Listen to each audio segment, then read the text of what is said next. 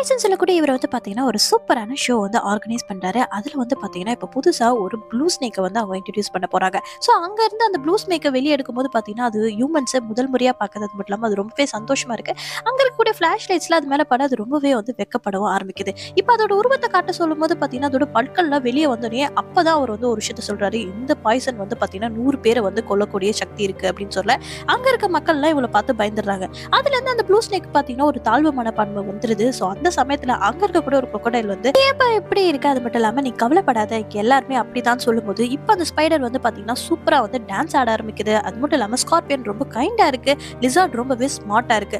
So இந்த Cola மாதிரி நம்மளும் ஏன் எல்லாரும் மாரியும் லவ் பண்ற மாரி இருக்கக்கூடாது? நம்மள பார்த்தா ஏன் பயப்படுறாங்க? அப்படின்னு சொல்லும்போது தான் crocodile ஒரு கதைய சொல்லுது. இந்த crocodileஓட ட்ரீமே வந்து பார்த்தீங்கன்னா, அந்த மவுண்டன் ரீஜனுக்கு போணும். ஸோ எல்லா அனிமலுக்குமே வந்து பார்த்தீங்கன்னா, ஒரு ஃபேவரட்டான பிளேஸே அதுதான். அது மட்டும் இல்லாம அங்க போகணும் தான் எல்லாம் ஆசைப்படுவாங்க. இப்படி இருக்க சமயத்துல ஒரு நாள் crocodile இருக்கக்கூடிய